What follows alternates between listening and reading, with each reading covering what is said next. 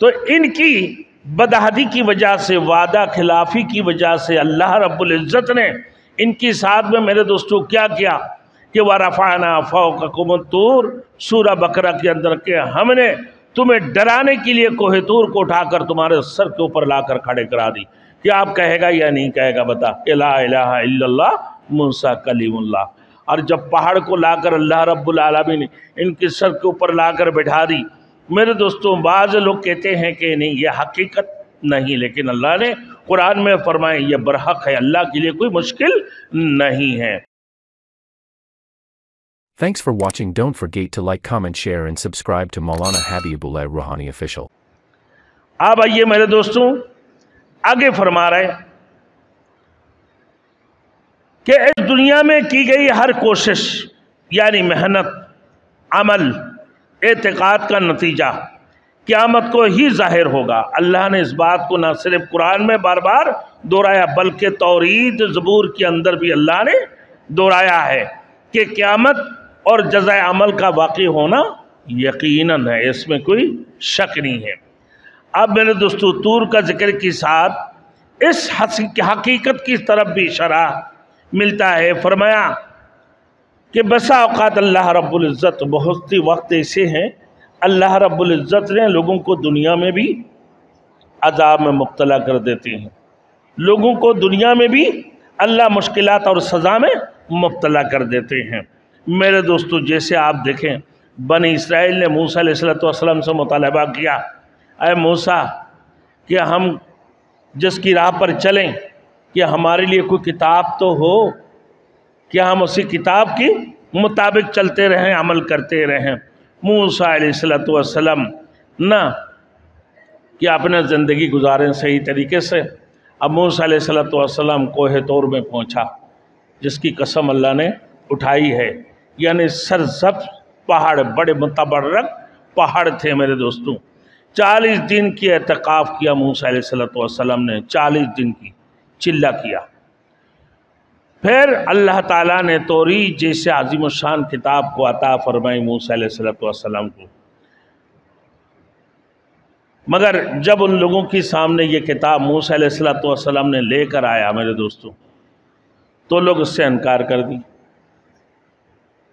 کہ اس کتاب کو تو ہم مانتے نہیں ہیں، کیا ہم نے دیکھا ہی نہیں؟ جس رب نے یہ کتاب نازل فرمایا ہم اس کو بھی دیکھنا چاہتے ہیں، اور یہ کتاب کیسے ہیں ہم اس کو انکار کرتے ہیں، ہم اس کو مانتے نہیں ہیں۔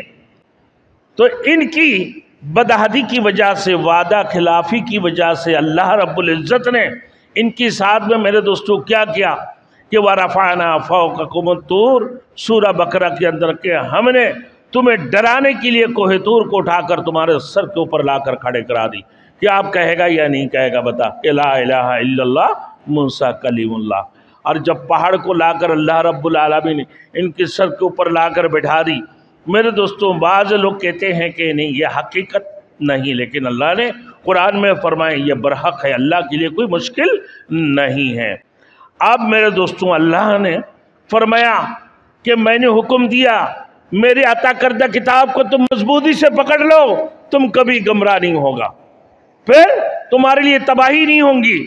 اللہ کے رسول نے فرمایا کہ ترکت فیکم امرین لن تضلوا ما تمسکتم بہما کتاب اللہ و سنت رسولی او کما قال علیہ السلام، تمہارے پاس میں 2 چیز کو چھوڑ کر جا رہا ہوں، اس میں سے ایک اللہ کی کتاب ہے، دوسرا رسول کی سنت، اللہ کی رسول کی فعل اور اقوال، افعال و اقوال کو چھوڑ کر جا رہا ہوں۔ جو لوگ اس کو مضبوطی سے پکڑ لیں گے وہ راہ ہدایت پر رہیں گے، جو اس کو چھوڑ کر بیٹھیں گے اللہ ان کو گمراہ کر دیں گے۔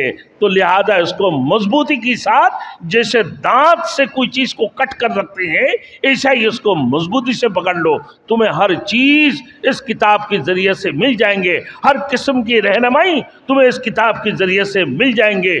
لیکن لوگ میرے دوستوں بدعہد ہے، لوگوں نے بدعت، شرک، ہر قسم کی چیزیں کرتے رہے جس کی وجہ سے وہ گمراہیت میں جا کر ڈوب گئے ہیں۔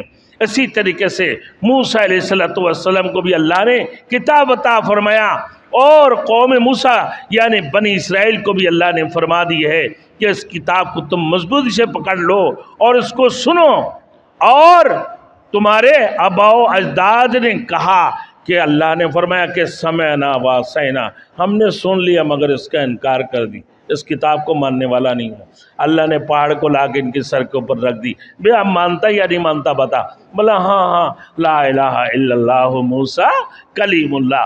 وہ کہنے لگے میرے دوستو دوسری جگہ پہ فرمایا سورۃ الاعراف میں وَإِذْ نَتَقْنَا الْجَبَلَ فَوْقَهُمْ، یعنی ہم نے ان کے اوپر پہاڑ کو کھاڑ کر رکھ دی.